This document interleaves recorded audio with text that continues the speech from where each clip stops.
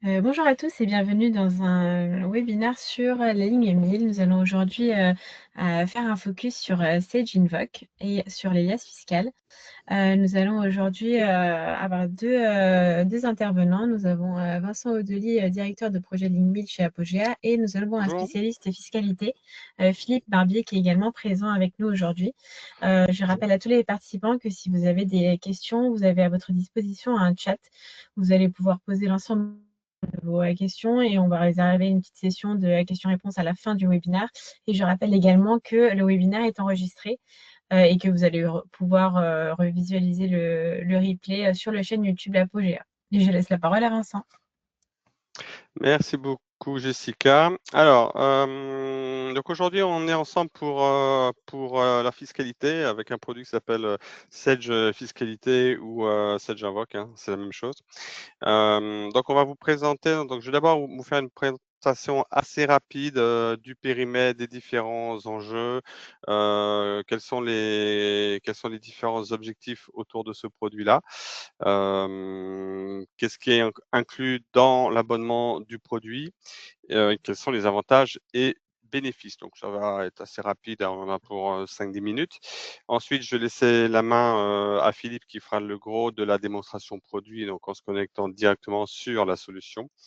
Et enfin, je vous ferai un petit rappel sur les web démos passés et à venir, notamment avec un petit focus sur le Proxy Day, qui est le gros événement qu'on organise le 9 octobre prochain. Donc, je vous invite fortement à y participer et on fera une séance de questions-réponses à la fin. Si vous avez des questions en cours de route, n'hésitez pas à les poser. En fonction de la question, on répondra soit à chaud, soit sur la séance de questions-réponses. Voilà, donc je vous propose de commencer. Hop, c'est parti. OK, mon écran se met bien à jour. Donc la fiscalité, donc le but en fait, c'est de répondre tout simplement aux différentes, réglementations de l'administration fiscale. On l'a vu récemment, ça a un petit peu bougé, notamment avec, l'ANC 2025. Donc le but, c'est comment, gagner du temps et de la sérénité face aux différentes échéances déclaratives, parce qu'il peut y en avoir pas mal. Avoir une vision globale de votre processus, aussi bien sur les dates, sur la déclaration que sur le processus de paiement, d'accord? Donc on va couvrir tous ces aspects sur l'outil Sage Fiscalité. Voilà, donc comment on va pouvoir gérer son activité avec les plaquettes et du reporting multidimensionnel et comment automatiser la recopie des informations d'un exercice comptable sur un autre et de vérifier que vos contrôles de cohérence soient toujours pertinents. Concernant le périmètre, on est donc sur toutes les sociétés soumises à la fiscalité, bien sûr. Toutes les solutions Sage 1000 à partir de la version 9 R2 fonctionnent par API avec Sage Fiscalité, hein, c'est-à-dire qu'on a des connexions mais qui sont faites et qui réagissent nativement entre les deux solutions. Et on peut aussi se connecter à d'autres solutions comptables via des importations manuelles de fichiers plats de type balance, tels que vous devez le connaître et tels qu'ils sont présents sur la plupart des logiciels de fiscalité.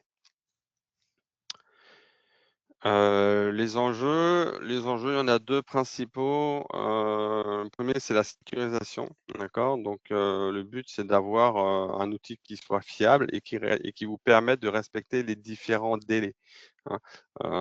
C'est important parce que vous verrez que sur l'outil, vous aurez des indicateurs pour chacune de vos déclarations avec les deadlines, avec les retards, qui va vous permettre de prioriser les différentes déclarations à faire, hein. Et le deuxième enjeu qui est important, c'est des mises à jour automatiques. C'est-à-dire que Sage Fiscalité est un produit en mode SaaS. En mode SaaS, c'est-à-dire qu'on se connecte via une adresse Internet et les mises à jour des millésimes sont faites en automatique. Il n'y a pas besoin de prévoir des interventions, de faire 3-4 mises à jour sur votre poste, comme vous pouvez le connaître avec certains produits. Donc ça, c'est une grosse force, hein. C'est que ça simplifie énormément l'usage client. Et vous êtes comme ça à jour de tous vos millésimes sans contrainte de planning, intervention, technique, etc., etc. Voilà. Et bien sûr, dans les nouveaux millésimes, il y a toutes les nouveautés de TVA, de DAS2, de normes ANC pour les choses récentes. Voilà, donc sur le petit focus, vous avez donc les données de votre entreprise qu'on va envoyer par API à Sage Fiscalité. On va voir donc l'alias fiscal avec le SERFA, des tableaux de restitution avec possibilité de faire des plaquettes personnalisées au travers d'outils Word, Expert et Excel expert et on aura toute la partie télédéclaration avec des dates et on va se connecter directement à la DGFiP, à l'impôt gouv et autres organismes. Concernant l'abonnement, qu'est-ce que l'abonnement couvre en fait, hein? Parce que comme c'est une solution SaaS, en fait, c'est un abonnement mais vous payez tous les mois, enfin voilà, avec un coût par mois. Donc l'abonnement comprend un accès à la solution 24 heures sur 24, 7 jours sur 7. Il inclut également des mises à jour applicatives et réglementaires en automatique. Donc ça, c'est un point très fort. Il inclut bien sûr, comme la plupart des logiciels Sage, une maintenance et un support téléphonique. Et enfin, il inclut aussi la télétransmission vers la DGFiP de vos déclarations et la partie télérèglement également. Ah, ça, c'est pour la couverture de votre périmètre d'abonnement. Dans les déclarations, le logiciel est très très large, hein. On fait un petit screen avec quelques déclarations types, mais bien sûr, on va gérer tout ce qui est liasse fiscale, tout ce qui est liasse, que ce soit groupe ou hors groupe, tout ce qui est IS, tout ce qui est DAS2, tout ce qui est TVA, tout ce qui est crédit d'impôt. Si vous avez la TVA groupe aussi, hein, qui est arrivé assez récemment, c'est également inclus. Donc le produit a cette forte capacité du coup d'être à jour sur toutes les dernières réglementations en fait qui apparaissent avec la DGFiP. Enfin, on va finir par les avantages et les bénéfices avant de laisser la main à Philippe pour qu'il vous présente vraiment le produit tel qu'il est. Donc Sage Fiscalité, donc au vu de Sage, en fait, ce qui va se passer, Sage 1000, on va faire des intégrations de Sage par API, hein. C'est-à-dire qu'on va pouvoir connecter les balances directement de Sage de Sage 1000 vers Sage Fiscalité, hein. Donc on va les récupérer en automatique. Si vous gérez votre déclaration de TVA dans Sage, on va être également en capacité d'envoyer les données de TVA directement sur Sage Fiscalité. Donc vous n'aurez plus à remplir vos différents SERFA. On intègre aussi maintenant les écritures de simulation depuis peu. Hein, c'est-à-dire que si vous voulez faire des situations mensuelles, trimestrielles, semestrielles, vous avez la capacité de les gérer dans ces fiscalités et vous avez la capacité d'envoyer des écritures de simulation directement dedans. Il y a aussi la création des sociétés qui peut se faire par ce biais-là.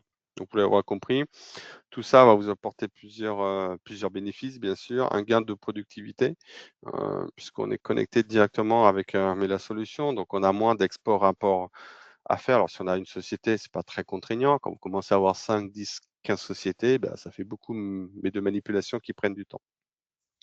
Pareil, on est sur une solution qui communique en automatique et en mode SaaS. Donc, vous avez tout ce qui est sécurité et fiabilité et conformité. Être sûr que vous êtes toujours sur la dernière version, hein. Comme on est en mode SaaS, les mises à jour sont automatiques, donc pas de risque de pas être dans la bonne version, qu'il n'y a pas le bon millésime, etc., etc. On a donc un portail déclaratif totalement intégré, hein. On n'est pas obligé de passer par, pour ceux qui connaissent état comptable et financier, par un Sage direct. Par exemple, la communication va se faire directement sur le produit, donc on a un seul produit intégré. On a également une plateforme globale, c'est-à-dire qu'en fait, c'est une monobase, hein. C'est-à-dire que vous ayez une société ou 50 sociétés, vous aurez votre tableau de bord avec l'intégralité de vos sociétés, de vos déclarations et de vos dates. Et enfin, tout ce qui est plaquettes, vous aurez la possibilité d'avoir des plaquettes classiques, mais aussi de personnaliser vos plaquettes de manière dynamique et donc personnalisable au travers d'outils qu'on appelle Expert Word et Expert Excel, si je ne dis pas de bêtises, qui vont vous permettre donc de récupérer toutes les variables issues de cette fiscalité pour faire vos différents tableaux, ratios en fonction de vos besoins de plaquettes. Un petit peu le tour pour les avantages et pour les bénéfices. Donc une solution moderne, connectée, sécurisée, qui devrait vous faire gagner pas mal de temps en productivité. On a beaucoup de clients qui étaient sur état comptable et fiscaux qui sont passés sur ces fiscalités et qui en sont très très contents, hein. Même après les premières journées, ils nous font souvent un petit waouh. Voilà. Donc on a de très très bons retours clients sur ce produit. Je vais laisser place à la présentation technique du coup, enfin technique, présentation produit du moins, avec Philippe. Philippe, du coup, je te laisse la main. Faut que Jessica te bascule en présentateur. Ah, c'est bon, normalement, Philippe, tu as la main. Voilà, normalement, vous êtes alors, censé voir mon écran. Je confirme, on voit C'est bien tout ton bon. écran. Parfait. Eh bien, écoutez, bonjour à tous. Alors, on m'a taxé, sans jeu de mots, de spécialiste de la fiscalité. Merci, c'est très gentil. C'est vrai que ça fait un peu plus de 25 ans que j'en fais, même si en ce moment, avec tout ce qui se passe, c'est compliqué de la suivre, cette fiscalité. Et on ne sait même pas comment on va se faire manger dans quelques jours. Bref. Donc, en effet, cette présentation donc, de cette fiscalité, je vais la faire en 3/4 d'heure, hein, donc surtout n'hésitez pas à poser des questions. Le but, c'est pas de tout montrer parce que sinon il me faudrait plus de 2 heures. C'est simplement de vous montrer la force de cet outil. Première chose, comme disait Vincent, en effet, c'est un outil full web. Ça veut dire quoi? Ça veut dire que dès l'instant où vous avez votre adresse, que vous avez un ordinateur avec une connexion Internet, vous pouvez vous connecter n'importe où. Que vous soyez bien entendu à votre bureau, mais chez vous, dans un hall de gare, peu importe l'endroit, vous allez vous réussir à vous connecter et vous n'aurez pas de dégradation, entre guillemets, sur la connexion. Vous pourrez naviguer sans problème. Deuxièmement, je vais souvent employer le mot parfois Internet, comme sur un site Internet, ou le terme collaboratif, parce que c'est tout à fait ça. Cet outil, il peut très bien s'adresser à une ou deux personnes, comme il peut s'adresser à 80-90 personnes. Pour vous donner un exemple, donc je l'ai fait, j'ai installé cet outil parfois pour 3-4 personnes qui avaient 10 sociétés, et puis j'en ai installé pour 90 qui avaient plus de 150 sociétés, voire 200. Donc, et ça fonctionne exactement pareil. Pourquoi? Parce que cet outil, vous le verrez, il est assez intuitif. Moi, je pars d'un principe, c'est qu'un bon outil, c'est quand on a besoin, évidemment, on a toujours besoin d'une formation, mais qu'on pourrait éventuellement se passer du manuel utilisateur. Ça, c'est une première chose. Comme le disait aussi donc Vincent, c'est un outil qui répond à toutes les obligations fiscales françaises, que ça soit la plus importante, je prends toujours le cas de l'intégration fiscale, jusqu'à la plus petite, je parle pour ceux qui sont à Paris, région parisienne, mais même dans d'autres départements, puisque maintenant ça a progressé, la taxe sur les bureaux en Île-de-France. Voilà, donc on est vraiment très varié. C'est un outil aussi où vous allez pouvoir faire du reporting, du suivi. C'est-à-dire que vous pourriez très bien faire des arrêtés trimestriels, faire un arrêté semestriel au 30 juin si vous êtes au 1er janvier, 31 décembre, ou carrément des situations mensuelles. Ça ne pose aucun problème. Et ce qui est intéressant, c'est que vous allez pouvoir être déconnecté du réel. Autrement dit, vos prévisions seront dans un endroit bien précis et votre réel, donc votre aspect déclaratif, dans un autre. Autrement dit, on ne mélange pas les torchons et les serviettes. Au niveau sécurité, vous êtes tranquille, vous ne pourrez pas envoyer donc de prévisions auprès de l'administration fiscale. Et enfin, je pense toujours à l'administrateur. L'administrateur est assez tranquille parce que, à part de temps en temps créer un utilisateur ou supprimer un utilisateur, c'est tout ce qu'il aura à faire. Pourquoi? Tout simplement, vous voyez, quand je rentre sur la page d'accueil, eh bien, j'ai mot de passe oublié. Je commence à me répéter, un peu comme tous les sites Internet. C'est-à-dire que si jamais un jour, vous ne vous rappelez plus de votre mot de passe, vous pouvez à tout moment le réactiver vous-même. Vous cliquez sur mot de passe oublié, il va vous demander votre adresse mail, et comme tous les sites classiques, vous allez recevoir un mail, vous réactivez votre mot de passe, et voilà. Et donc, vous n'avez pas dérangé l'administrateur, en plus, l'administrateur n'est pas forcément disponible, donc l'avantage, c'est que vous êtes complètement autonome. Ça sera vrai aussi pour les mises à jour.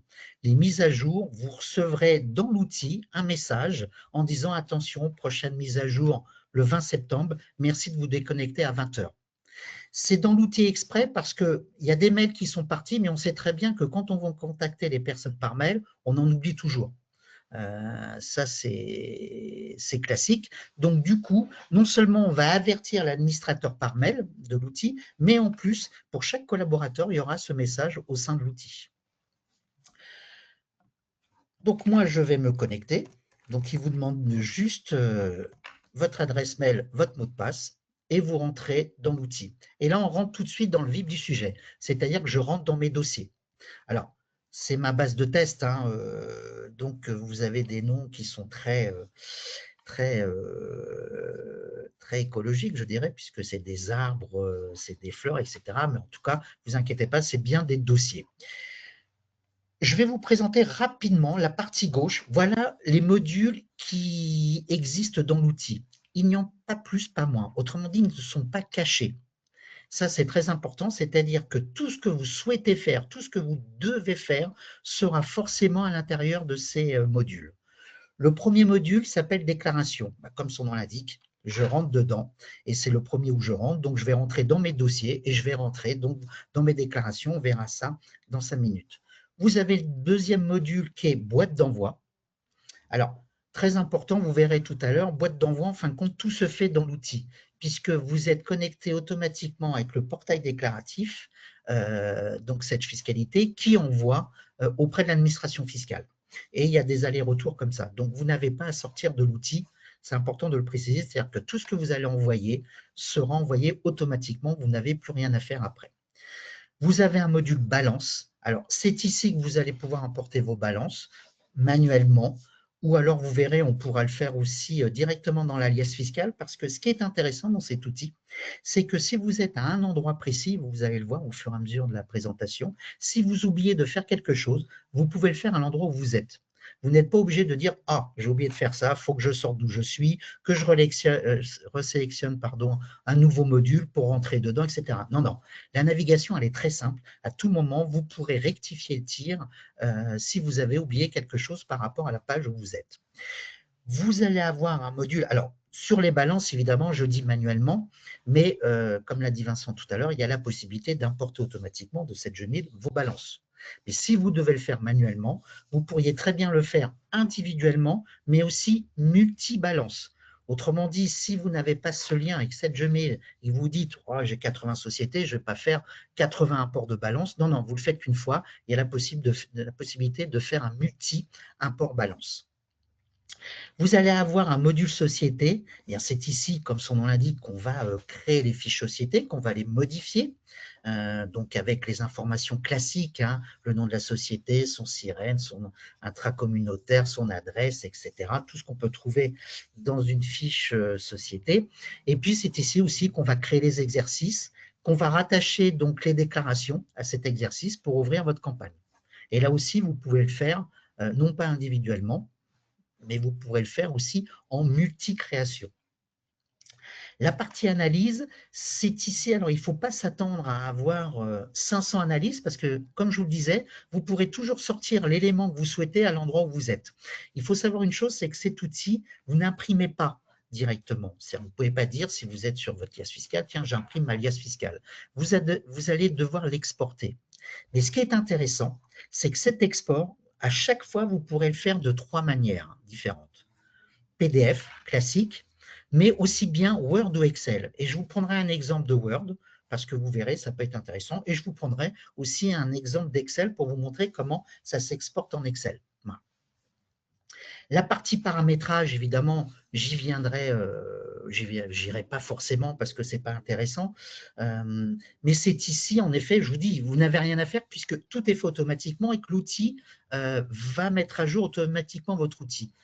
Ce que vous pourriez éventuellement faire, sans rentrer dans la technique, c'est de créer des plans de fourchette de compte spécifiques, parce que vous pouvez peut-être avoir une activité qui vous ne permet pas d'être satisfait avec le plan comptable général, hein, qui est proposé par défaut, et de vous dire, bah, moi, je veux un plan de fourchette spécifique avec une présentation ou de bilan, bas de bilan, voilà, qui correspond à ma société. Autrement dit, ce que vous impose, entre guillemets, votre commissaire aux comptes, on peut très bien le paramétrer, ça ne pose aucun problème.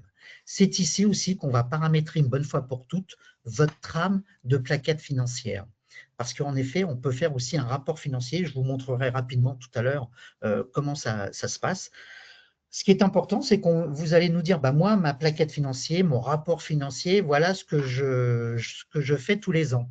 On va vous le prendre, on va vous paramétrer une bonne fois pour toutes et vous n'aurez plus rien à faire, juste à cliquer sur un bouton et ça sortira automatiquement parce qu'il se servira de la trame qui a été paramétrée. La partie administration, c'est ici en effet, et je vais y venir tout de suite et après on n'en parlera plus, c'est ici qu'on va créer vos utilisateurs. Donc, ce qu'il faut savoir une chose, c'est que les utilisateurs, on va pouvoir les créer, leur donner des droits sur 3 parties bien spécifiques. La première partie, ça va être « je donne accès à toutes les sociétés ou pas ». Voilà. Autrement dit, vous allez pouvoir créer des groupes de sociétés que vous allez rattacher à vos différents utilisateurs. La deuxième partie, c'est « je vais donner accès aux fonctionnalités, à toutes les fonctionnalités ou à une partie des fonctionnalités ». Et notamment ici, je pourrais très bien dire moi, la personne ne va pas télétransmettre, donc je vais lui donner l'accès au module déclaration, mais pas à boîte d'envoi. Mais ce qui est intéressant aussi, c'est qu'au niveau fonctionnalité, vous pouvez donner accès donc à un module ou pas, mais à l'intérieur de chaque module, vous pouvez donner accès à toutes les fonctionnalités ou une partie des fonctionnalités. Autrement dit, si je reprends mon exemple, l'utilisateur, je vais dire, voilà, je lui donne la partie déclaration, mais dans boîte d'envoi, je vais lui donner la possibilité de regarder ce qu'il y a dans la boîte d'envoi, mais je vais lui interdire d'envoyer des fichiers EDI. Donc, ça fait qu'il pourra regarder par rapport à la société ce qui a été envoyé, accepté. En revanche, lui, il ne pourra pas envoyer un fichier EDI auprès de l'administration fiscale. Et enfin, la troisième partie, c'est je donne accès à l'ensemble des déclarations ou pas, là aussi. Et donc, je prends un exemple très simple, qui est l'imprimé 2067, le relevé des frais généraux, où on indique les 5 ou 10 personnes les mieux rémunérées. Évidemment, c'est une déclaration avec ces données qui est très sensible. Donc, on pourrait très bien dire, moi, je donne accès à la déclaration, l'alias fiscal, la CVAE, déployée, etc. Mais en revanche, je ne lui donne pas accès à la 2067. Voilà. Donc, voilà comment on va pouvoir découper. Évidemment, c'est quelque chose où on travaille ensemble sur un petit atelier pour créer les utilisateurs. On vous pose des questions et ensemble, on va trouver le bon profil pour chacun. Alors, sans entrer dans la technique, il y a une possibilité aussi de SSO. Là, voilà, vous pouvez en effet, si un jour un informaticien vous demande est-ce que le SSO fonctionne sur cet outil, oui, il fonctionne. En plus, je l'ai déjà vu et ça fonctionne très bien. Enfin, c'est ce que je vous disais ici, les notifications, c'est ici où vous allez avoir donc un petit suivi de tout ce que vous faites. Quand ça se passe bien, vous avez terminé. Quand ça se passe mal, vous avez une petite erreur. Et ici, il va vous indiquer donc automatiquement la prochaine mise à jour. On va vous dire, voilà, le 20 septembre, à 20 h, il y a la mise à jour. Mais vous l'aurez également ici, en gros, là où vous voyez le bandeau rouge. Et enfin, là où vous avez vos initiales et votre prénom et votre nom, c'est ici qu'on va connecter là aussi une bonne fois pour toutes ce que j'appelle les tuyaux, ce qui va vous permettre, pour les personnes qui sont habilitées, bien sûr, à pouvoir télétransmettre. On ne le fait qu'une fois, ça, évidemment, c'est pour des raisons de sécurité, pour être sûr que vous êtes bien habilité, que le portail vous reconnaît bien et que donc, si le portail reçoit des fichiers EDI de vous, qu'il puisse donc l'envoyer auprès de l'administration fiscale. Si je reviens dans déclaration, donc je vous disais, c'est là où on rentre dans le vif du sujet, et je vais déjà vous présenter un peu ces deux bandeaux, qu'il y a le bleu et puis le blanc avec différentes fonctionnalités. Le bleu, et ce sera vrai partout, c'est un outil où on peut naviguer facilement.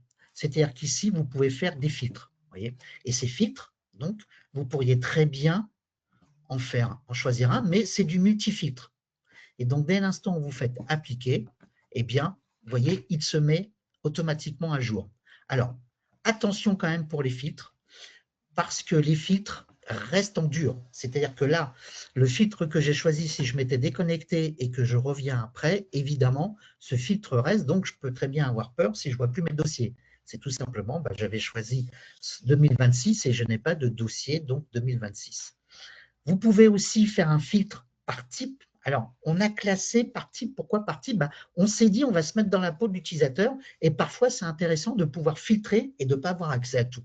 Je prends un exemple, la DS2, les déclarations d'honoraires. Eh bien, c'est vrai que quand on fait des déclarations d'honoraires, généralement, on les fait en même temps pour toutes les sociétés. Donc, c'est bien de filtrer parce que du coup, ça mettra de côté tout ce qui est lié en cours, CVAE, etc. Vous pouvez faire un focus précis là-dessus. Il y a une notion de payer. Eh bien oui, quand je vous disais que l'outil répond à toutes les obligations fiscales françaises, il en est aussi également vrai pour à compte et solde d'impôt sur les sociétés et tout ce qui est à compte et solde pour la CVAE.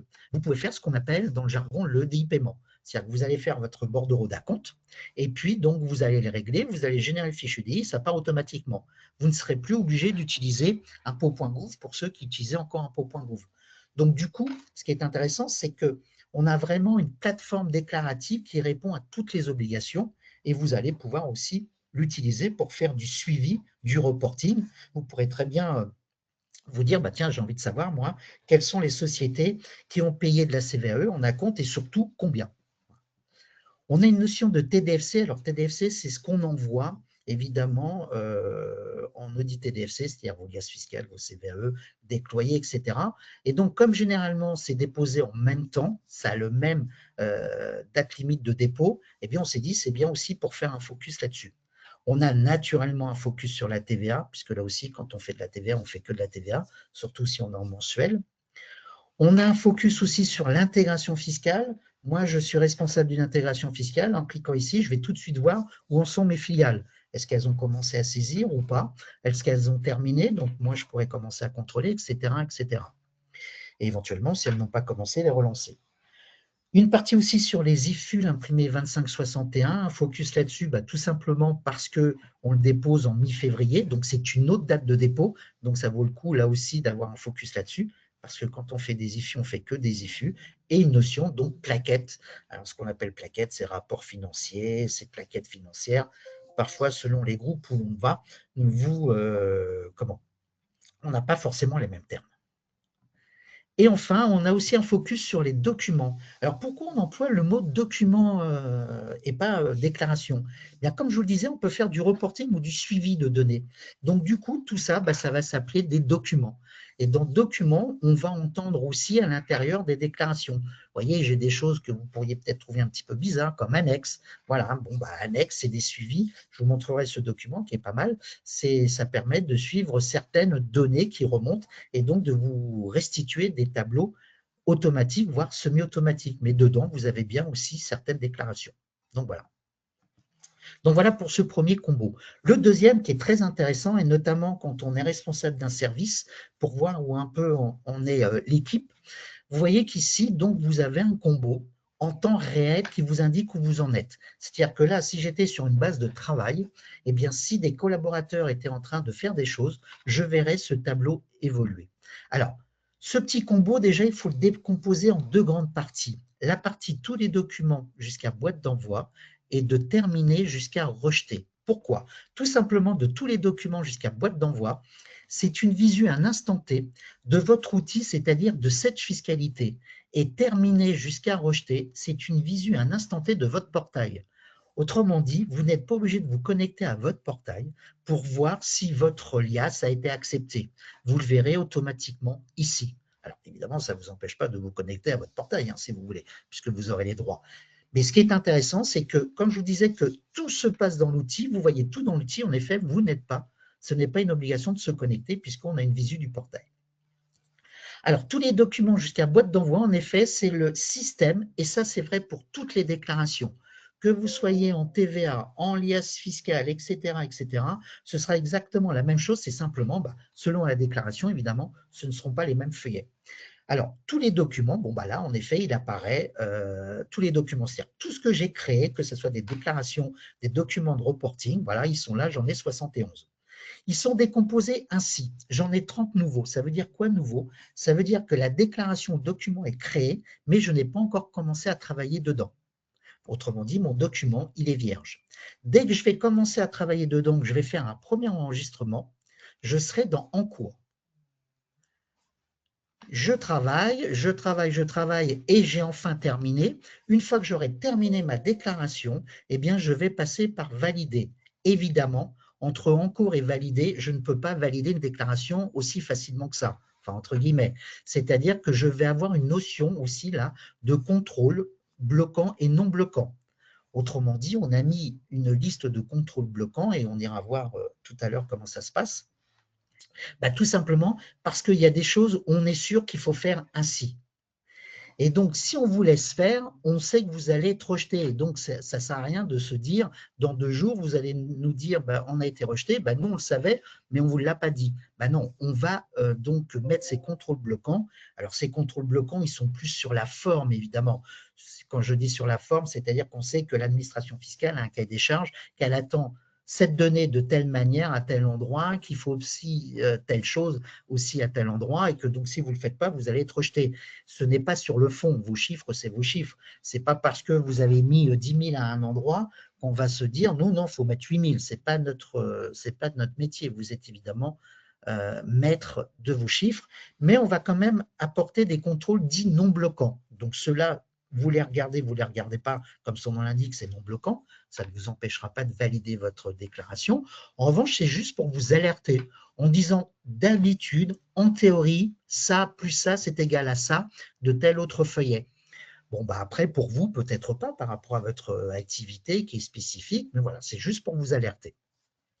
Et donc, quand vous allez corriger le dernier contrôle bloquant, si éventuellement il y a contrôle bloquant, vous allez passer en mode validé.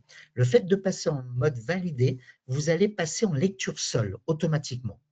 Évidemment, à tout moment où que vous soyez, vous pouvez rouvrir votre déclaration pour apporter des corrections supplémentaires. Ce n'est pas parce que c'est validé ou que vous avez généré votre fichier EDI qu'on va vous dire bah non, c'est trop tard, le fichier EDI est généré, donc il doit être envoyé. À tout moment, vous pourrez évidemment donc rouvrir votre déclaration pour apporter des corrections. Voilà. Mais c'est important de le mettre au niveau de valider lecture seule. Pourquoi? Parce que quand vous avez validé votre IAS, l'étape d'après, évidemment, c'est de générer le fichier EDI pour le placer dans la boîte d'envoi. On est dans un monde collaboratif, il serait hors de question que pendant que vous générez votre fichier EDI, si l'alias n'était pas en lecture seule, qu'une personne à côté, un collaborateur, vienne modifier des choses. Puisque vous, si vous générez le fichier EDI, c'est que vous considérez que votre déclaration, elle est terminée et qu'il n'y a plus rien à apporter en termes de modification. Alors, sachez une chose, c'est que je dirais que quand on rentre dans une IAS fiscale, on peut rentrer à plusieurs. Mais premier arrivé, premier servi. Le premier qui rentre dans l'alias fiscale, il est en écriture.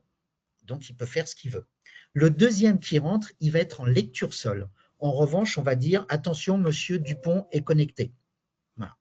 Il a accès à toutes les fonctionnalités, seulement, il ne peut pas écrire, entre guillemets. Autrement dit, il ne peut pas saisir. Mais il pourrait très bien récupérer des données, exporter des données, etc. Ça ne pose aucun problème. Et donc, une fois que vous avez généré votre fichier EDI, il se place dans la boîte d'envoi, puis on ira voir tout à l'heure. Donc, vous l'envoyez directement de l'outil. Voilà le processus au niveau de l'outil. Et donc là, cette partie-là, de terminer jusqu'à rejeter, en effet, c'est la partie du portail. Donc, quand j'envoie des fichiers EDI, ça va venir se placer ici, envoyer. Et ensuite, évidemment, le retour de l'administration fiscale viendra ajuster ici ce tableau de bord, soit en accepter, c'est tout le mal que je vous souhaite, et donc archiver automatiquement et la déclaration sera dans terminé, ou malheureusement rejeté. Vous serez pour quelle déclaration, donc vous serez pour quelle société, vous serez pour quelle déclaration au sein de cette société, et surtout vous saurez quel est le motif. Et vous voyez qu'évidemment, j'ai une petite main. Donc, à tout moment, je peux rentrer en disant, bon, tiens, dans nouveau, qui n'a pas encore commencé à travailler? Ce sont ces sociétés-là. Tiens, je vais aller voir dans Abelia. Je rentre dedans. Et vous voyez que là aussi, j'ai le même niveau. C'est-à-dire que j'ai cette notion de nouveau, en cours, validé, boîte d'envoi, et cette partie, donc, portail, où j'ai ici, donc, envoyé, accepté, et à la fin, éventuellement, rejeté. Là aussi, j'ai toujours cette notion de filtre. Et vous voyez que là aussi, je peux très bien circuler facilement. C'est-à-dire que, tiens, j'ai vu pour Abelia, maintenant, j'ai envie d'aller voir pour Cedrus. Au lieu de sortir du module, d'aller dans déclaration, je peux à tout moment ici, alors je vais aller prendre Acacia, sélectionner Acacia et voir où elle en est. Bon, elle, je vois qu'il n'y a rien du tout. Mais si j'étais, admettons, si j'avais un périmètre de société, de 2-3 sociétés, je pourrais à tout moment, là aussi, faire du multi-choix. Donc, sélectionner. Et là, je vois, vous voyez que j'ai de l'Abelia ici, j'ai du Cedrus, etc. Je peux très bien voir où en est mon portefeuille de société dont j'ai la gestion.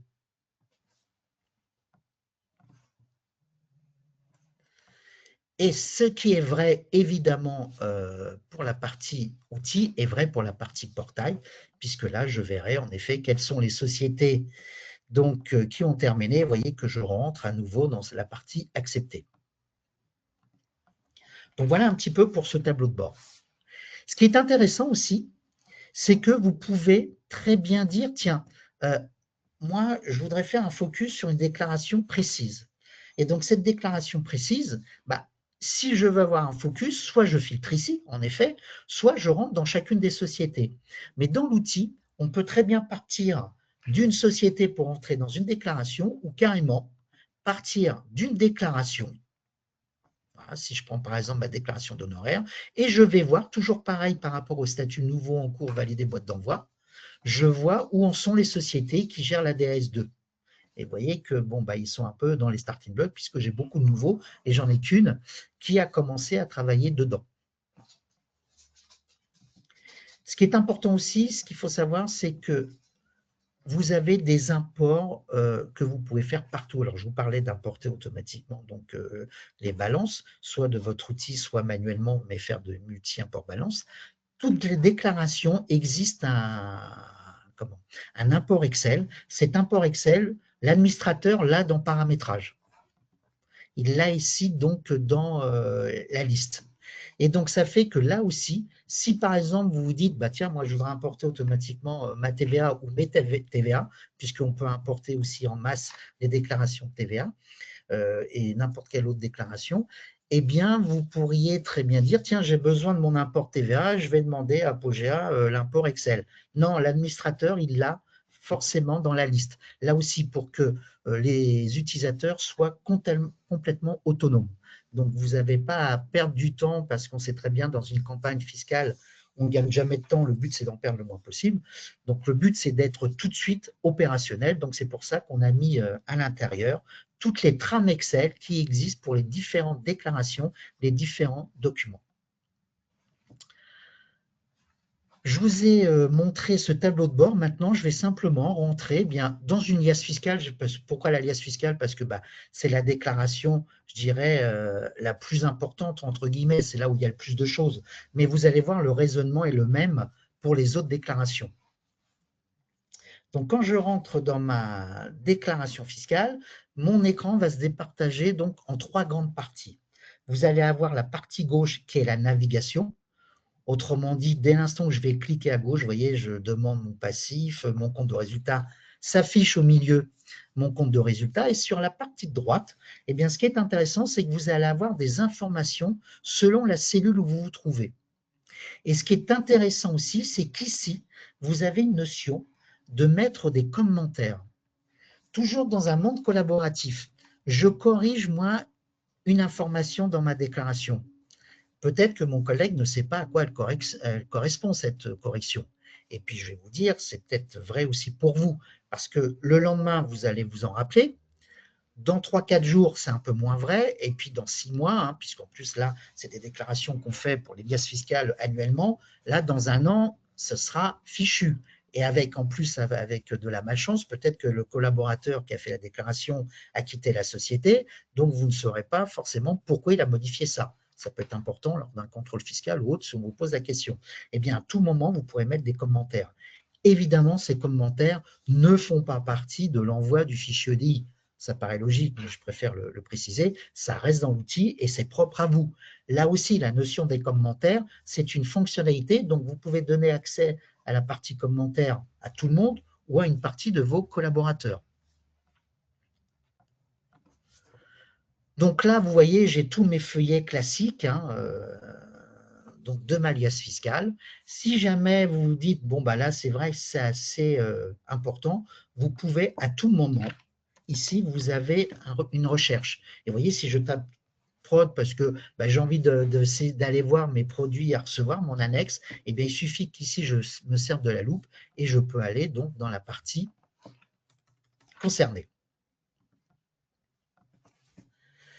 Vous avez différentes couleurs. Alors, ces différentes couleurs,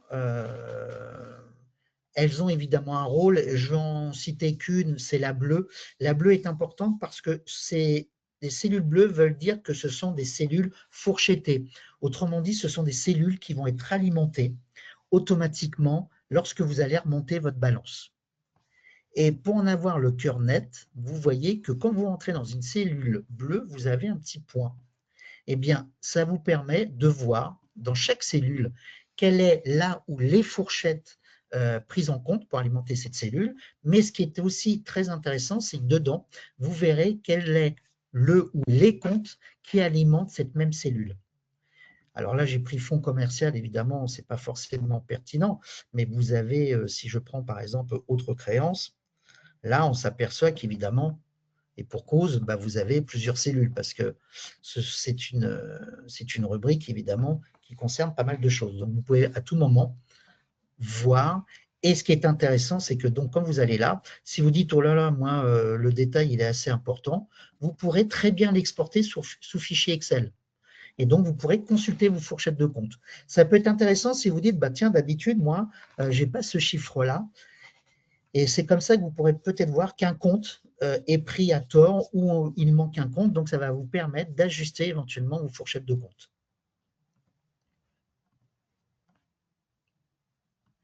Ce qui va être intéressant aussi ici, c'est ce tableau de bord là.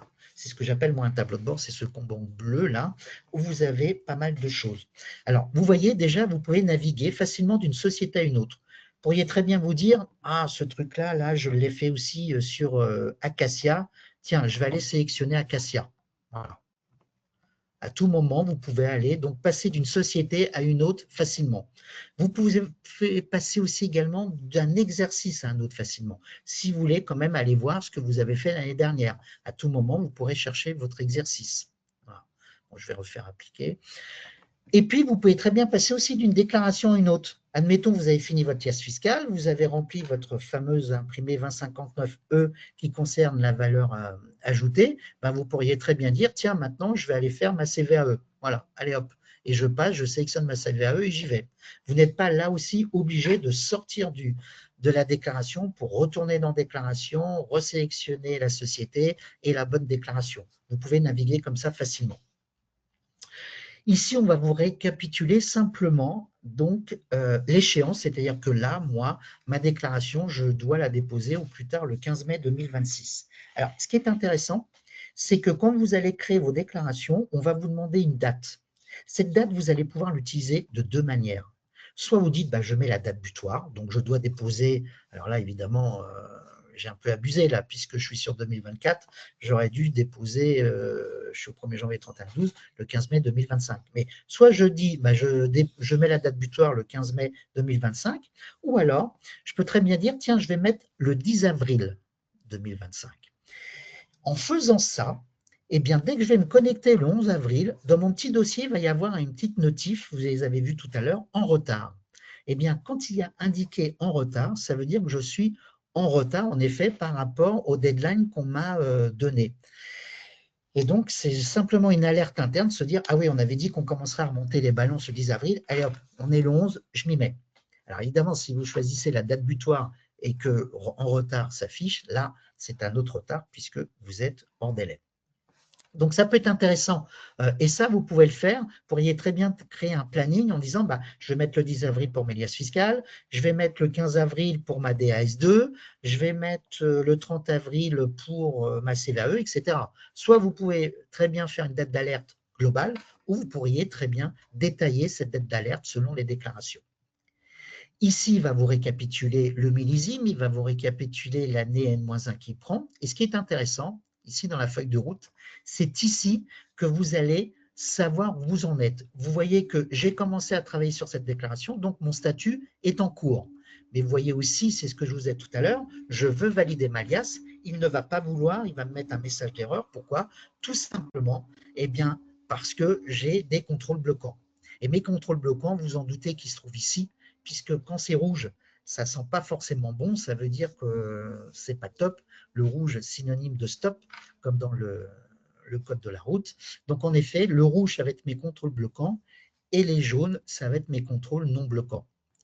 Et donc tout simplement, je vais avoir, vous voyez que là, j'ai 4 contrôles bloquants et j'ai 36 contrôles non bloquants. Vous allez me dire, bah, c'est très bien, j'ai des contrôles bloquants, mais comment les corriger? Pour les corriger, il n'y a pas plus simple. Je vais cliquer dedans, il m'ouvre une petite fenêtre et vous voyez que déjà, il m'indique donc mes contrôles bloquants, mais j'ai accès aussi ici à mes contrôles non bloquants, comme j'ai accès aussi à mes contrôles qui sont validés. Vous voyez, dans ma liasse fiscale, il a été validé 218 contrôles. Donc, c'est vous dire à quel point l'outil vérifie scrupuleusement. Et il faut savoir une chose, c'est qu'à 99,99%, quand vous validez votre déclaration, le document, l'alias fiscal ou autre déclaration, elle est sûre d'être acceptée par l'administration fiscale. Là, j'ai encore vu cette campagne, j'ai eu aucun rejet. Le seul rejet, pourquoi je dis 99, le seul rejet qu'on peut avoir, c'est parce que parfois, c'est à cause de la ROF, donc ce qu'on appelle la référence obligatoire fiscale, que seule connaît l'administration fiscale, que vous ne connaissez pas forcément et que l'outil ne connaît pas forcément, sauf si évidemment on a repris de l'historique. Et comme la plupart du temps, on reprend l'historique, donc votre offre est bien dans l'outil, donc ça veut dire que vos fiches EDI sont pratiquement à 100% acceptés. Je reviens à mes contrôles bloquants, donc vous voyez, ils sont en effet 4, et donc en effet, je vois bien ici 4 contrôles bloquants. Alors, évidemment, personne ne connaît l'ensemble des états, l'ensemble des cellules, et vous allez me dire, la 2054 bis, bon, je connais peut-être, mais la cellule HDI, enfin HD1, pardon, je ne la connais pas forcément. Eh bien, tout simplement, vous allez aller dessus, vous voyez qu'il s'affiche « Consulter ». Et quand je vais dans « Consulter », non seulement il m'emmène dans le bon feuillet de la déclaration, mais regardez, il m'emmène dans justement la cellule que je dois corriger. Et en effet, l'administration fiscale oblige, lorsque vous avez un feuillet vierge, d'indiquer la notion néant. Ce qui n'est pas le cas là, puisque mon feuillet vierge, néant n'est pas coché, il suffit que je le coche, et regardez, quand je vais cliquer à côté, eh bien, vous voyez que mes contrôles bloquants disparaissent au fur et à mesure. Et donc là, pareil, ma 2069 R6, je n'ai pas de crédit d'impôt, je dois indiquer que l'état est néant, et vous voyez qu'ici, donc, eh bien, je n'ai plus mes contrôles bloquants. Et donc, je vais pouvoir valider ma liasse. Mais avant de valider ma liasse, regardez à côté, j'ai une petite page avec marqué 2. Eh bien, c'est exactement pareil. Je vous ai dit qu'on pouvait mettre des commentaires dans l'outil. Mais quand je rentre dans l'outil, je ne sais pas forcément où se trouvent mes commentaires. Eh bien, là aussi, c'est le même principe. Si les personnes ont mis des commentaires, dès l'instant où vous avez une petite page comme ça veut dire qu'il existe des commentaires. Vous avez le nombre de commentaires à côté, c'est-à-dire 2. Eh bien, je vais cliquer dessus. Et là, pareil, je vais aller regarder qui a mis quoi. Et donc, vous voyez qu'ici, dans les commentaires, je sais que c'est Philippe Barbier qui a mis un message en disant qu'il a regardé les contrôles non bloquants et que pour lui, c'est OK. Eh bien, là aussi, on est dans un monde collaboratif. C'est intéressant parce que ça veut me dire, bah, je n'ai pas à refaire 2 fois le même travail parce que si je n'avais pas eu ce message, peut-être que je me serais dit, tiens, je vais aller voir ces contrôles non bloquants, ce qu'il en est. Et en effet, bah, quelqu'un l'a vu. Pour lui, il n'a pas trouvé quoi que ce soit de bizarre, donc il me l'indique. Et donc, vous voyez, donc là, je vais valider ma liasse. Vous voyez que mon statut change. Et là, il est en train de refaire tous les contrôles de tous les feuillets qui existent, y compris les annexes. Et donc là, il est OK. C'est ce que je vous disais. Vous voyez que je n'ai plus de notion de couleur, c'est-à-dire que si je veux saisir quoi que ce soit, je ne peux plus. Le statut est validé. La prochaine étape, c'est placé dans la boîte d'envoi. Il m'indique aussi l'étape d'avant. Donc, l'étape précédente, c'est-à-dire marquer à revoir. Marquer à revoir, ça veut dire que je rouvre à nouveau ma liasse fiscale pour apporter éventuellement des modifications. Je ne peux plus écrire, mais comme je vous disais, on a accès à toutes les fonctionnalités. Par exemple, si je veux voir le commentaire, ben, vous voyez qu'à tout moment, je peux le voir, comme je peux aussi à nouveau consulter mes fourchettes de compte. Regardez quelles sont les fourchettes de compte, quel est le ou les comptes qu'ils alimentent, etc. Je peux très bien exporter, etc. La seule chose que je ne peux plus faire, c'est donc modifier les données. Je vais donc cliquer dans la boîte d'envoi et je vais faire confirmer.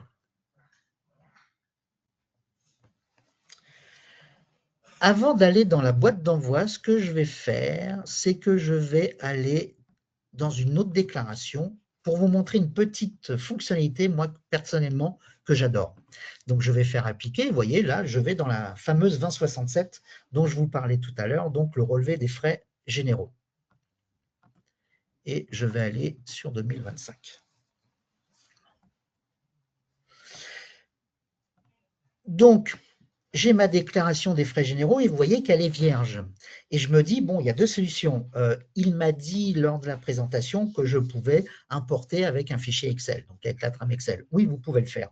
Mais admettons que vos 5 ou 10 personnes les mieux rémunérées, c'est les mêmes que l'année dernière. Autrement dit, c'est les mêmes dans le même ordre, les mêmes noms, mêmes prénoms, la même adresse et la même fonction dans la société. Rien ne change. Donc, au lieu de saisir une trame Excel et puis de la remonter, eh bien ici, vous avez une fonctionnalité, alors vous en avez plein ici, hein, qui s'appelle « Gérer les saisies ». Et copier, vous voyez ici, j'ai copié les textes depuis N-1. Quand je vais copier mes textes, je vais lui dire de confirmer et regarder. Il m'indique en blanc déjà ce qu'il a remonté. Et en effet, après, si je vais ailleurs, ça revient à nouveau en jaune. Et donc là, il m'a remonté les 5 personnes que j'ai déclarées l'année dernière. Et cette fonctionnalité, elle est vraie pour toutes les déclarations. Je pense notamment dans la liasse fiscale, vous avez l'imprimé 2059F et la 2059G. Donc, c'est là où vous devez indiquer les détentions qui vous détiennent à plus de 10% ou celles que vous détenez à plus de 10%. Eh bien, ça aussi, ça ne change pas non plus tous les jours. Peut-être qu'il y a une adresse à changer, peut-être qu'il y a une société à retirer parce qu'elle a été vendue ou elle a été absorbée. Bon, vous avez peut-être une ou deux modifications, mais si vous n'en avez pas, et à la limite, même si vous en avez qu'une ou deux, ça vaut le coup, vous pourriez très bien récupérer les données que vous avez déclarées donc, de l'année dernière. Et donc là, si vous n'avez plus à bouger, vous n'avez plus qu'à saisir les montants. J'adore cette fonctionnalité, moi. Donc voilà, c'était la petite astuce que je voulais vous montrer. L'heure tourne, donc je vais aller dans boîte d'envoi. Je vais vous montrer un peu en quoi consiste la boîte d'envoi. Donc là, vous voyez déjà, la boîte d'envoi se décompose en deux grandes parties. Vous avez la partie dépôt automatique et la dépôt manuel. Pourquoi automatique, pourquoi manuel? Tout simplement parce que dans toutes vos déclarations, la plupart du temps, on ne dit aujourd'hui, il n'y a que 2 déclarations que vous déposez manuellement sur impôts.gouv, qui sont les déclarations d'honoraires, la DAS2 et la déclaration des IFU des dividendes. Et donc, en effet, du coup, selon où vous allez vous retrouver, eh bien, il va lui automatiquement les mettre dans le bon endroit. Donc les dépôts automatiques, vous voyez qu'ils sont tous là, c'est ce que je vous disais. Donc soit vous pouvez faire un envoi groupé, c'est-à-dire, vous voyez, je peux très bien envoyer de la liasse fiscale avec de la TVA plus une 2067, ça ne pose pas de problème, et je vais faire envoyer. Donc évidemment, moi je suis sur une base de test, je ne peux pas l'envoyer, mais vous pouvez très bien faire envoyer, ou vous pourriez très bien vous dire, bon, je vais envoyer ça, parce que l'alias fiscal d'Abélia, je n'ai pas encore de nouvelles du commissaire aux comptes, je n'ai pas de retour, on ne sait jamais. S'il me fait modifier des choses, ça ne sert à rien que j'envoie quelque chose que je vais devoir après renvoyer dans quelques jours. Donc, vous pouvez faire très bien de l'envoi total comme de l'envoi partiel. Vous pourriez très bien vous dire aussi, vous êtes dans la boîte d'envoi et vous dire « Ah, Bélia, j'ai quelque chose à modifier. Tiens, il faudrait que je la rouvre à nouveau, cette société. » Ben là, vous n'êtes pas obligé d'aller à nouveau dans déclaration Abélia et l'alias fiscal. Vous pouvez à tout moment, ici, marquer un revoir. Vous voyez, vous avez donc la notion de marquer un revoir. Donc, si je fais ça, évidemment, je détruis mon fichier EDI. Il n'apparaîtra plus ici. Et si je retourne dans déclaration, ben, ma déclaration sera à nouveau rouverte. Et donc, je pourrai apporter les modifications en conséquence. Vous avez aussi une fonctionnalité ici qui est intéressante, qui est donc l'exporter au PDF. Pourquoi vous l'avez ici, et je vous montrerai tout à l'heure, vous l'avez aussi dans déclaration. Tout simplement parce que vous pourriez très bien me dire, vous avez généré un fichier EDI, mais qu'est-ce qui prouve que la génération du fichier EDI correspond bien à la déclaration que j'ai donc saisie? C'est l'histoire de Saint Thomas. Hein. Donc, il suffit que je clique ici, il m'exporte donc ma liasse fiscale en PDF, et vous voyez que c'est bien le fichier EDI parce qu'il va vous reprendre ce qu'on appelle, nous, l'entête EDI. Voilà. Et ensuite, il va vous reprendre donc les différents feuillets de votre déclaration avec les montants. Et vous voyez que là, je peux à tout moment naviguer dans l'outil parce que, regardez, en ouvrant le PDF, il m'a ouvert un autre onglet. Donc, je peux à tout moment naviguer et laisser cette pièce me dire, ah bah tiens, je vais vérifier quand même dans la déclaration que c'est bien ces montants-là. Vous pouvez le faire sans problème. Vous avez cette partie, donc, comme je vous disais, dépôt automatique, dépôt manuel, mais vous voyez, vous avez aussi ici à envoyer, et vous avez, et ça paraît logique aussi, l'historique. Alors, il faut savoir une chose, parce que je pourrais très bien dire, tiens, moi, j'ai envie de voir, là, faire un focus sur Abelia. Évidemment, dans l'historique, vous avez, de manière chronologique, les différents fichiers que vous envoyez. Autrement dit, la dernière ligne, enfin, la première ligne que vous voyez, ça correspond au dernier envoi. Dans tous les feuillets, dans toutes les colonnes, vous aurez toujours ce qu'on appelle des filtres.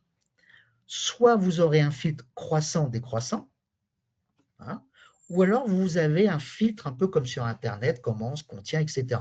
Donc, je pourrais très bien faire ici, saisir Abelia, faire appliquer, et là, je ne vois que Abelia. Et donc, ce qui est intéressant aussi, c'est que là, je pourrais très bien sélectionner ici et exporter donc soit les comptes rendus, soit exporter carrément en format PDF toutes les déclarations ici que j'ai sélectionnées.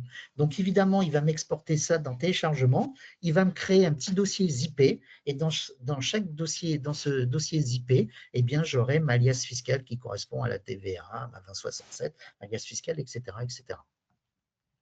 Donc ça aussi, c'est intéressant. Je vais passer maintenant simplement à la partie analyse parce que je vais vous montrer donc comment on exporte, pourquoi ça peut être intéressant d'exporter sur Word et pourquoi ça peut l'être aussi si on décide de le faire sur Excel. Et surtout, je vais vous montrer le rendu qui est très intéressant. Ici, dans Analyse, c'est ce que je vous disais, on ne va pas avoir 50 000 analyses, on va surtout avoir des analyses qui ont un lien entre le fiscal et le comptable. Autrement dit, notamment le détail des comptes. C'est ici que je vais pouvoir récupérer, c'est quelque chose aussi qui est paramétrable dans la plaquette, évidemment, puisque tout ce que vous avez dans l'outil est paramétrable dans la plaquette.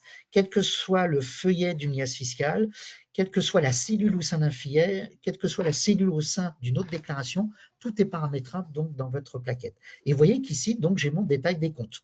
Voilà. On voit bien. Et donc, je peux très bien l'exporter. Et vous voyez que dès que je fais exporter, il me propose à chaque fois PDF, Word ou Excel. Là, je vais prendre Word. Il m'exporte donc un document Word, toujours dans téléchargement, que j'ouvre. Il va un petit peu travailler là parce qu'évidemment, vous voyez, il y a des formules derrière. Donc, il remonte bien ça en état. Et vous voyez que là, il me remonte donc mon document Word. Alors, première chose, vous voyez qu'ici, j'ai un logo. En effet, il y a la possibilité de mettre le logo dans la fiche société. Bien, si vous le montez, à chaque fois que vous allez exporter un document, il mettra le logo de la société. Ce logo, évidemment, est paramétrable aussi dans la plaquette. C'est-à-dire que généralement, sur la page de garde, on a toujours le nom de la société et son logo. Eh bien, vous pourrez le paramétrer automatiquement. Il vous met une petite, une petite en-tête. Vous êtes chez Abelia, c'est le détail des comptes et vous voyez que donc il vous met à la ligne comme ça. Voilà. Et quand vous avez fini, par exemple, le détail de l'actif, vous voyez qu'il s'arrête. Il va à la page suivante pour commencer l'actif. Et donc, c'est assez intéressant, ça. Pourquoi? Parce que vous êtes sur du Word. Qui dit Word dit fonctionnalité Word. Donc, je pourrais très bien mettre du gras quelque part, surligner, mettre du rouge en police pour attirer l'œil. Et ici, puisqu'il me reste de la page, compléter en mettant du texte, puisque je suis sur du Word. Qui dit Word, comme je disais, dit fonctionnalité Word. Donc, c'est intéressant. Et après, vous pouvez très bien l'enregistrer sous en PDF et l'envoyer à qui de droit. Mais ça, c'est quelque chose, vous voyez, ça prend 10 secondes à peine. Donc, et souvent, c'est des choses qui sont demandées soit par les commissaires aux comptes ou autres. Voilà pour la partie. Alors aujourd'hui, vous avez le détail des comptes, donc bilan actif-passif, et vous avez aussi avec le compte de résultat. Voilà. Vous avez aussi la possibilité de l'avoir avec le solde intermédiaire de gestion. Alors, on est en train de développer d'autres tableaux, il y en aura d'autres, mais voilà, à ce jour, vous avez ces deux tableaux-là qui vous permettent d'avoir le solde intermédiaire de gestion en tableau ou alors avec le détail des comptes. Ce que je vais faire maintenant, je vais retourner à nouveau dans déclaration, puisque je suis dans les exports. Je vais reprendre ma déclaration. Alors, je vais en prendre je vais peut-être... Est-ce que j'en ai une là qui est ouverte? Oui, j'en ai une qui est ouverte avec des données. Et je me dis, tiens, je dois faire des choses, des modifications Bien, avant de remonter éventuellement une balance dans l'outil, j'ai envie de voir un peu comment ça va se comporter puisque je connais. Alors, je suis en validé. Vous voyez, je vais en profiter. Je vais rouvrir ma déclaration. Donc, j'étais en mode validé. Donc là, je rouvre ma déclaration puisque vous avez vu que mes cellules étaient toutes blanches. Et là, comme par magie, elles vont revenir en couleur. Voilà, ça veut dire que puisque je suis en couleur, je peux modifier quoi que ce soit. Et je me dis, je vais modifier des choses et j'ai envie de voir un peu la tête que ça va Excuse-moi, avoir. Philippe, tu m'entends ou pas? Oui, oui. Il est bientôt, ça fait bientôt 1 heure, donc il va falloir qu'on abrège un peu. Parce que J'ai fini là. Je sinon, montre juste ok, t'as ça fini, va parfait. et après, Excuse-moi c'est pour la fini. coupure, C'est mais juste pour on est un montrer peu court du coup voilà, sur le temps. la forme que ça a. Donc, je vais là aussi exporter. Cette fois-ci, je vais exporter en Excel et je vais lui dire, tiens, je vais prendre mon bilan et mon compte de résultat. Voilà. Et je vais faire exporter. Cette fois-ci, il m'exporte un document Excel. Voilà. Et vous voyez que mon document Excel, donc je récupère les fonctionnalités Excel, mais vous voyez qu'il ne me sort pas n'importe comment. Et ça, c'est vrai pour n'importe quel état, pour n'importe quelle déclaration. J'ai demandé 4 feuillets, là, il me sort un onglet 2050, un onglet 2051, 52, 53. Et ce qui est intéressant, que je vais pouvoir saisir, mais regardez ici, si je mets du rouge par exemple, voilà. Si je mets un montant ici, regardez mes totaux, ils bougent. C'est-à-dire qu'il embarque mes totaux. Alors, mes totaux, attention, ils ne sont pas protégés. Vous voyez, là, je ne sais pas une cellule protégée, donc je peux la scratcher à tout moment. Mais en revanche, ce qui est intéressant, c'est qu'il récupère les totaux. Donc, vous pouvez faire des simulations. Et ce qui est vrai, j'ai pris cet exemple-là, mais ça peut être vrai pour plein d'autres exemples. Voilà. Je vais arrêter là, parce qu'en effet, je regardais, ça fait 3/4 d'heure. Donc, voilà. Je vais arrêter donc le partage. Merci beaucoup Philippe pour ce détail, pour cette présentation très très détaillée. Voilà, j'espère que ça vous aura plu. Désolé, on a un petit peu débordé, mais comme vous l'avez vu, le sujet est assez dense. Donc on va pas tarder à. Alors peut-être si vous avez des questions très rapidement, parce que je crois que Jessica a un webinaire qui suit. Mais si vous avez 2-3 petites questions, mais rapidement, posez-les. Et puis pendant ce temps, je vous fais passer 2-3 slides très rapidement pour vous parler pour que vous ayez un peu le planning des prochaines web démos, hein. Donc, surtout ce qui nous intéresse, c'était de vous parler du Proxy Day qui a lieu en octobre.